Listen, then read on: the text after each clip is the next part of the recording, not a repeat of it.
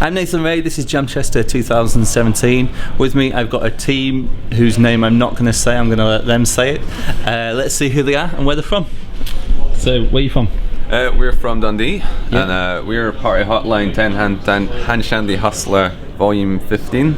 Yeah, that's our team name. Good, that's a good team name.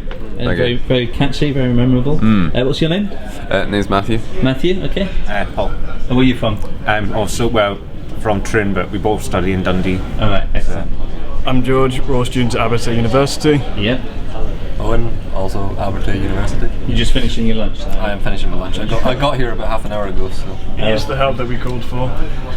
Oh, you put out a call for help, did you? Yeah. Just so we can sort of distribute. It was like the bat signal. That's what it was. We just shined up like the letter M.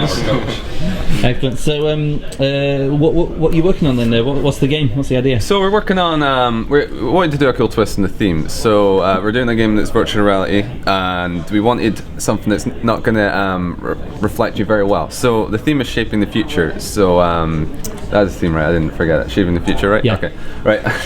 Be kind of awkward. So shaping the future. So we tried to think in terms of how can we shape the person that's actually playing it. And one of the easiest ways we thought of, and it's also down the horror route we really like, is when you watch movies that almost induce a phobia or pseudo PTSD. Like for example, you watch Jaws and you don't like going to the ocean as much, or like Poltergeist with the static televisions, or Nightmare on Elm Street with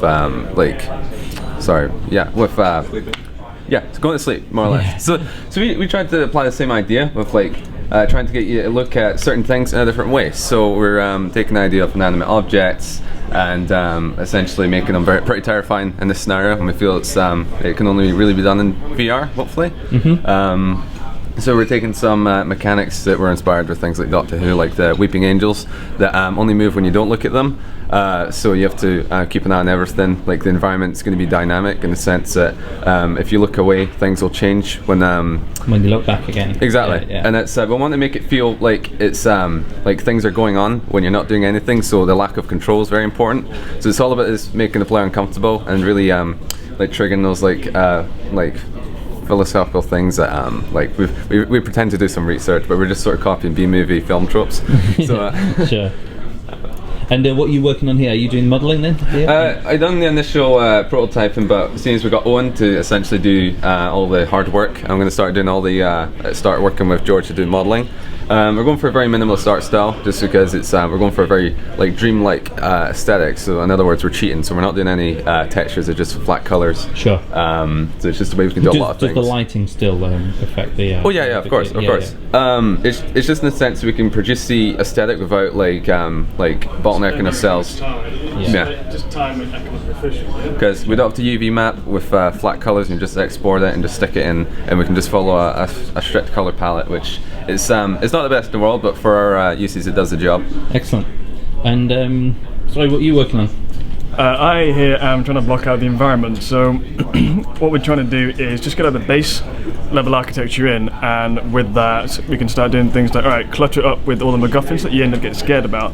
So we wanted to kind of go with the idea of everyone's got a phone, we'll take the old Nokia 3310 and we make you scared of that. That's the negative connotation we want to have. This thing slowly creeps up on you and you build up that negative association. What I really want to do is get a mug in there, like the mug that they have at the studio, and as soon as the judges take off the vibe, we just hand them that mug. So then we are now shaping their behaviour, shaping their future. It's in the meta game, that's what we're trying to do. And that's part of the game then, you get handed a mug at the end of it. Yes, that is where you realise it's going to carry on with you. Excellent. And what are you working on around here? I'm doing the sound. Yeah. So at the moment I'm basically churning out a bunch of assets for basically to try and immerse you in this world. A few jump scares, and also just building up ambiences that can be layered on top of each other.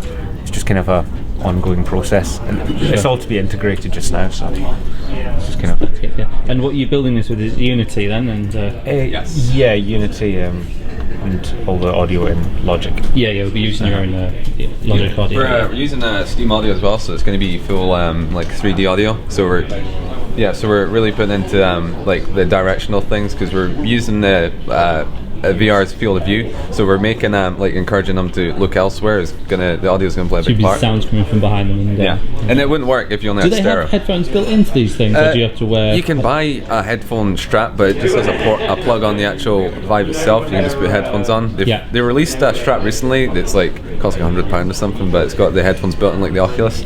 But you know, it's £600. So.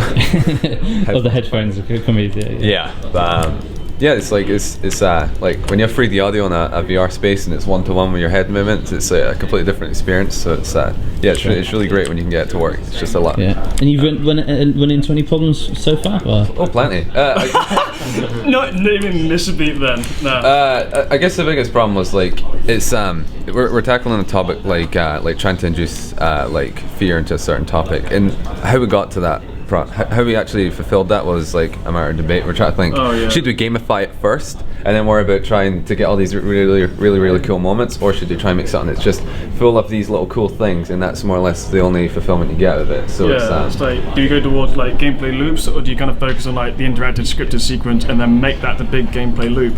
But I think we might be trying to just get like a fun gameplay loop first, and then sort of build on the interaction, make that kind of bespoke, and so each time you play it, it's kind of new and different scripted events happen around different times. Sure. And that was a huge debate. So in other words, if we run out of time, we at least have something. That's kind have of something logic. to show. Yeah. So you got 23 and a half hours left? Yep. No, 22 and a half hours left. Plenty of time. Plenty of time. Yeah. Too much time. I'm not long here, but I expect I'll be put to work soon doing everything. But yeah, making the game work. But yeah, we'll see how it goes. He's gonna get the beer later as well, and he's gonna make us coffee. He's going to go on the beer right now. Yeah. He's the intern, we just hired him. We don't pay him like all intern. Thank you, guys. Yeah, no stress. Thank you very much.